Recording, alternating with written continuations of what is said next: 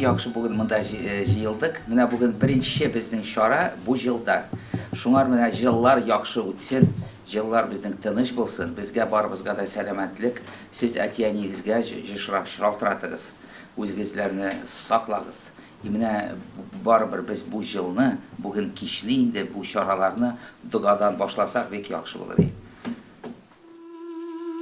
Аллах, прошу тебя, сделай так, чтобы наш год начался баракятно, чтобы этот год прошел для нас и наших семей хорошо, чтобы мы сегодня благодатно пообщались. Менә бүген безнең кич шундый беренче кич бу җылда инде. И без аны менә башладык яшьләр якшәмбесе белән бүген инде. Вот шуңар яхшы сез килдегез. Менә, значит, бүген нәрсә без сезнең белән уйладык сөйләшергә. Ни шей кирендә без инде бер теманы кузгаткан идек. Шул теманы әйдәгез дәвам итәйек, да? Дәвам итәйек. Менә миннән яшьләр сорыйлар. Нәрсәгә кирәк татар теле? Кирәк маны белергә, аның кирәклеген инде, да? Вот. Аннан соң инде мин моны урысча гына, наверное, сөйләрмен. Вот татарский язык. Мы сейчас подняли за чайным столом вопрос. Нужен ли татарский язык вообще? Изучать ли его? Необходимость в чем? И, значит, смысл и в чем? Да? И вот я сейчас вам скажу свою точку зрения, значит, точку зрения штаба, нашей методики, чем мы отличаемся от других татарских организаций. Вот у нас есть своя методика. Вот меня ребят спросили, да, как сохранить татарский язык? Как сохранить татарский язык?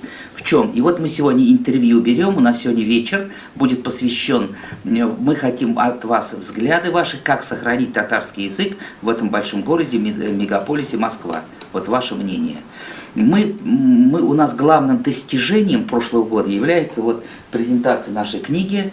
Значит, мы ее презентовали в 20 городах по России, ездили, где компактно проживают татары, и в 10 районах Татарстана. Везде мы поднимали вот этот вопрос.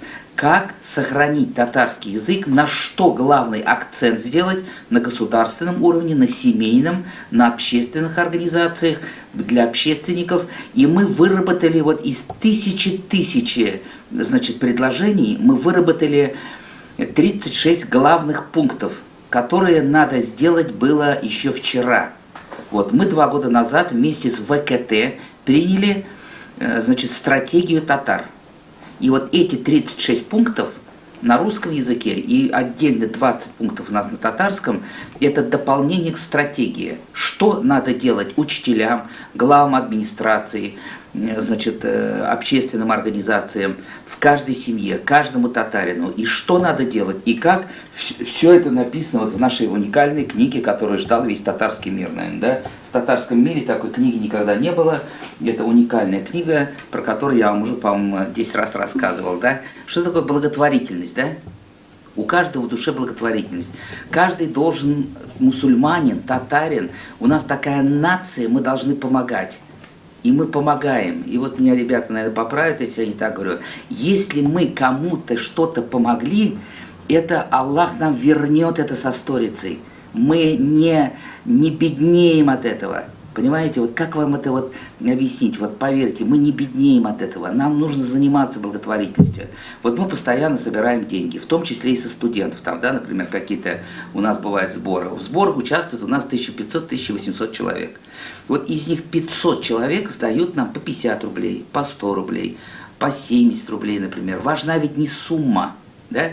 Не сумма, а то, что люди, студенты все равно стараются как-то помочь. Да? Мы собираем деньги вот для детских домов, например, у нас 10 детских домов, фонд Вавилова собираем вот на благотворительность, вот на календаре, вот в следующий раз раздадим вам тоже это, значит, вот эту книгу, она бесплатна, да, вот это, ну, нам спонсоры, штаб живет за счет спонсоров, у нас очень много спонсоров, да, вот то же самое из вас мы когда-нибудь, значит, мы хотим способствовать тому, чтобы вы процветали, были богатыми, были, значит, самостоятельно были уже состоятельными людьми, и потом, чтобы вы всегда это с мыслью помогать татарской нации. Да? Поэтому вот нам многие помогают, и вот эта книга, это, наверное, один из дорогостоящих, все-таки 2 миллиона стоит она, это уникальная книга. Поэтому у нас очень много таких благотворительных проектов. Вот мы на Новый год, значит, посещали детские дома, значит, выписали, только вчера мы сделали льготную подписку Нижнекамского, Ижевского, Казани. Мы посылаем по 10 тысяч, а в каждой редакции газет есть такой список людей, которые очень хотят читать, как правило, пожилое население, но у которых нет возможности выписать книг. Да. Вот, поэтому это наша просьба к чему? Вот всем вам взять нужно по пакету сегодня, и каждый раз я вам раздаю эти пакеты, значит, да, вот эти пакеты, многие вы их не читаете, но если вы возьмете этот пакет и отдадите каким-то людям, которым это интересно, вот там интересный журнал внутри. Если вы берете его у нас, и вы донесете какой-нибудь своей соседке, своей родственнице, своим друзьям, которым интересен татарский мусульманский мир, это и есть тоже с вашей стороны благотворительность. Вот это тоже очень важно, вот это в себе, вот это вырабатывать. И когда молодая семья, например, не хочет заводить детей, да, ох, у нас и так денег много, мало, мы там все считаем, ребенок появится, станет беднее, вот это тоже неправильно. Ребенок приходит со своим достатком. Если у семьи один ребенок, если они второго ребенка не хотят, значит, заводить, то это тоже ошибка и неправильно, потому что второй ребенок тоже с большим достатком принесет в эту семью. Вот. Поэтому вот мы такие вот здесь ведем, значит, беседы. Это первая была просьба насчет пакетов. Второе, это, значит, активность с вас, сторисы, Инстаграм и комментарии. Каждый раз мы просим вас, потому что, чтобы быть активней, обсуждаем что-то в комментариях. Например, тот же татарский язык. Пишите свое мнение в комментариях. Вот, мы это будем обсуждать. У нас же много Инстаграм, Ютуб, вот, значит, везде ждем от вас комментарии. И третье, значит, просьба к вам, чтобы мы проводили мероприятия вне стен штаба, чтобы вы их организовывали сами. У нас эта группа татаро-башкирская. Вот 390 человек у нас, да, в этой группе. 390, она небольшая, не такая новая группа это. Она у нас, студенты, мы собираемся 24 года. Но так вот, чтобы сформировать группу 390 человек, вот, например, сегодня я сейчас смотрел в Телеграме, 20 человек написали «приду», 10 человек написали «не могу», и 50 человек написали «уехал», да, например. В общей сложности получается 90 человек. А почему, где те 300 человек? Почему они не участвуют? Вот вы можете ответить на это? Вот почему в вопросе участвует 100 человек, а не 390? Вот как-то тоже здесь какая-то парадоксальная арифметика. Вот, поэтому просьба, чтобы вы думали. Вот недавно кто-то организовал поход на каток. Кто это? Вот я смотрел фотографии. Марсель. Вот Марсель у нас активный. Потом вот в процессе, я уже вам говорил, вам нужно будет сформировать какой-то комитет свой, да, татаро-башкирский. Может быть, это будет вместе с штабом татарской молодежи, я думаю, да, там директор, содиректор, вот что-то такое вместе сделать. Вот пока вы думаете, кого в руководящий орган вот это вот рекомендовать, и кто будет, чтобы инициатива, вот поверьте моему опыту, если мы будем говорить, ребята, сделайте то-то, то-то, то-то, этого никогда не будет. Если будет инициатива у вас от вас, тогда это будет. Вот. И возвращаясь к нашему разговору за самоваром, что татарский язык? Вот я уже не поленюсь, сегодня еще раз расскажу. Вот по нашей методике, вот вкратце я вам расскажу, сохранение татарского языка является рычагом самосовершенствования для нас. Вот в смысле о татарском языке, смысле о татарской нации, о татарском духе внутри, вы стараетесь достичь большего в карьерном росте, в финансовом, физическом, в каком угодно. Здесь нет понятия, просто вот задуматься. Тысячелетиями до вас этот татарский язык перенесли, с такими трудностями. На вас он может остановиться. Татарская нация. Что такое татарская нация, да? Мы никогда татарскую нацию ни с кем не сравниваем. Мы никогда не были националистами или кем-то. В штаб к нам приходят и другие нации. Мы к другим нациям относимся очень толерантно, одинаково.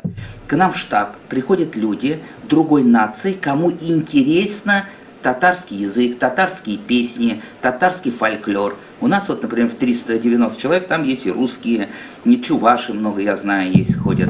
И у нас очень много в штаб, последние, вот, наверное, 7 лет мы начали привлекать много тюркских народов. Тюркский народ тоже, вот у них язык одинаковый, когда мы разговариваем, тоже это, вот вы если побываете как-нибудь на этой встрече, вы просто в шоке будете, если вы не слышали. Выступает будет карачаевец, кумык или кто-то, и вы сидеть будете его понимать. Да? У нас 3 года назад одна девушка вышла замуж за кумыка, например, татарка. Видите, вот через каких-нибудь 100 лет, может быть, вот это в Москве произойдет что-то такое с языками, у нас же один язык все-таки. Вот. И вот возвращаясь к этому, вот татарский язык, он нужен, необходим для самосовершенствования, самоанализа, самоконтроля, самодостижения.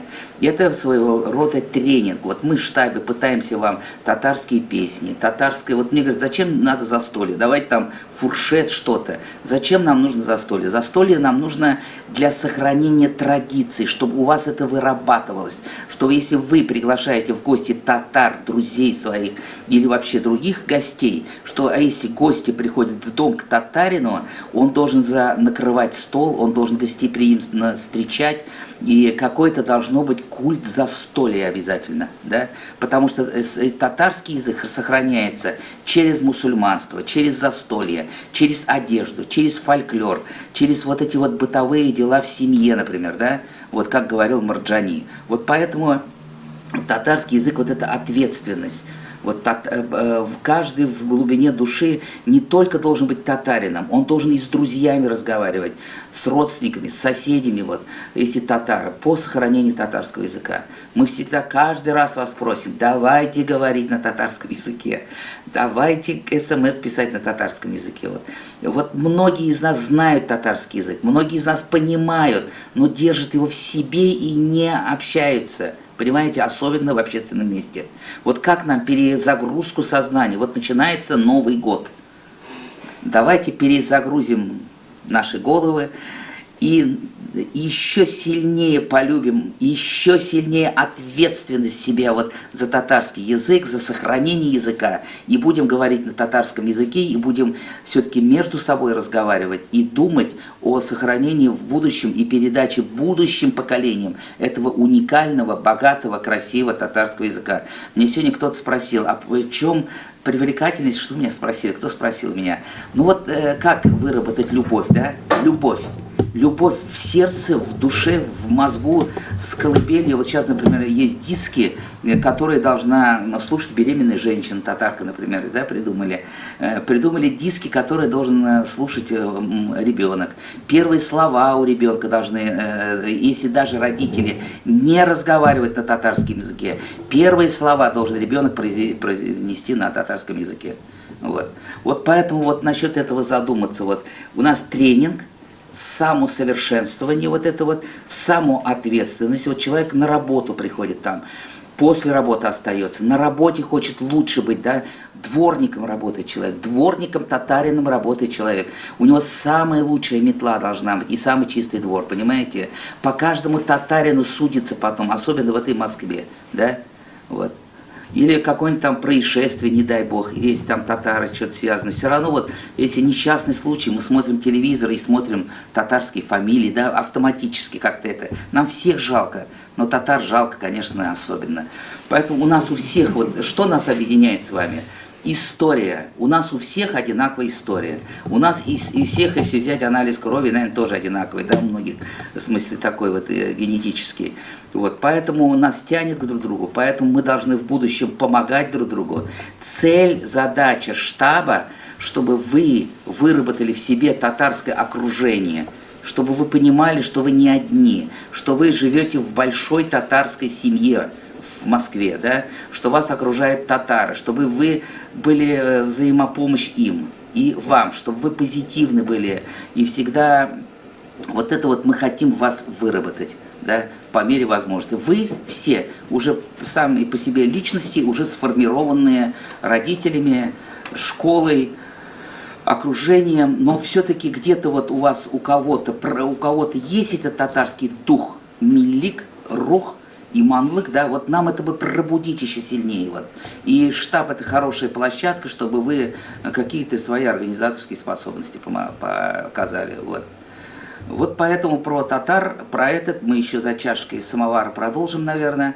Но учитывая Новый год, учитывая, что все-таки, наверное, вы... Давайте я вам лучше, чем дальше продолжать такую лекцию, давайте я вам лучше сказку расскажу. Хорошо? Или продолжать лекцию, что лучше? Сказка. Да. В одном королевстве жил король. Пришел к нему бедняк и что-то у него просил, а бедняк был очень такой весельчак. Он хотел короля рассмешить сначала, а потом что-то попросить. Он короля рассмешил, и у короля так он засмеялся, король, и у него с головы упала корона. И когда нагнулся король, оказалось, что у короля ослиные уши. А бедняк был такой болтун, так ему нравилось всем рассказывать. И он так хотел друзьями, с соседями, всеми поделиться. У короля же ослиные уши. И он потерял аппетит, потерял сон. 3 дня не спит, не ест. Ему так хочется разболтать кому-нибудь. И тогда, а он знает, что если разболтает, им голову отрубят. Тогда он пошел через 3 поля, через 3 леса, скопал глубокую-глубокую яму, опустился на дно этой ямы и прошептал: «Короля ослиные уши». Закопал, пришел домой, поел с аппетитом и спокойно заснул. Через некоторое время на месте этой ямы вырос тростник, и пастух из соседней деревни взял тростничок, начал играть, а оттуда зазвучала музыка: «У короля ослиные уши». Нашли, кто копал эту яму, нашли этого пастуха, и на площади публично отрубили ему голову. Столяр был на рынке, строгал. И вот у него была такая стружка, она была тонкая и прозрачная. И в этот момент зашел к нему король со стражей и смотрит, такая стружка, как серпантин. «Ох, какая красивая стружка, сделай мне таких к завтрашнему утру 10 штук», он говорит. Дверью хлопнул, и ушел король. А у него один раз в жизни такая стружка получилась. И он же знает, что ему завтра голову отрубит, он стружку не сделает. И у него впереди целая ночь. Что делать? Он всю ночь веселился, с соседями песни пел, плясал, значит, так веселился. Последняя ночь же, вот. И таким хорошим настроением пришел домой и ждет короля. Стражники стучатся в дверь и говорят ему: «Ты столяр, я столяр. Слушай, — говорит, — сегодня ночью умер король, надо гроб хороший сделать». Вот к чему эта сказка? Жить здесь и сейчас? Конечно. Значит, было королевство. Это королевство было очень здоровое, очень богатое, очень такое преуспевающее. В чем секрет? В королевстве была шкатулка, в шкатулке лежал булыжник. Булыжник был волшебный. Он придавал здоровье, благополучие членам королевства, и он превращал металл в золото. Получается, сколько хочешь золота бери, здоровье у всех сколько хочешь есть, и так из поколения в поколение преуспевающая вот эта вот королевская знать жила здесь. Значит, выросла очередная принцесса, ее надо выдавать замуж, она здоровая за счет булыжника, красивая, естественно, богатая, вот, она член этой семьи, и, значит, пришел свататься с соседнего королевства человек, пришел свататься, значит, она ему понравилась, все, день свадьбы назначили, была помолвка, и он стал членом этой семьи уже после помолвки, получается. Вот, назначили день свадьбы, значит, все прекрасно, а в королевстве, как обычно в жизни бывает очень больная, худая, некрасивая была служанка. И ей тоже очень хотелось счастья.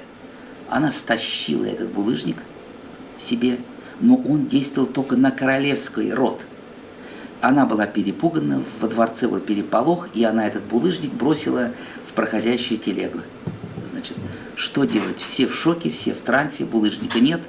Значит, а тот король, который обещал жениться, который влюбился, и который тоже стал, значит, вы так смотрите, да, я смотрю, и он стал уже членом семьи этого, он поклялся вернуть этот булыжник. Он взял несколько лошадей, взял много еды, взял много воды с собой, на шею одел большой тяжелый железный обруч и поехал по дорогам королевства, прикладывая к каждому булыжнику этот обруч.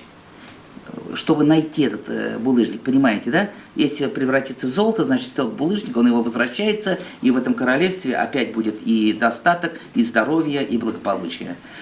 И так прошло уже много-много-много лет. Ну, естественно, состарились, умерли лошади, еда вся давно съелась, и ничем он не отличался от обычных там бродяг нищих на дороге. Его только одним отличало, то, что у него на шее был железный обруч.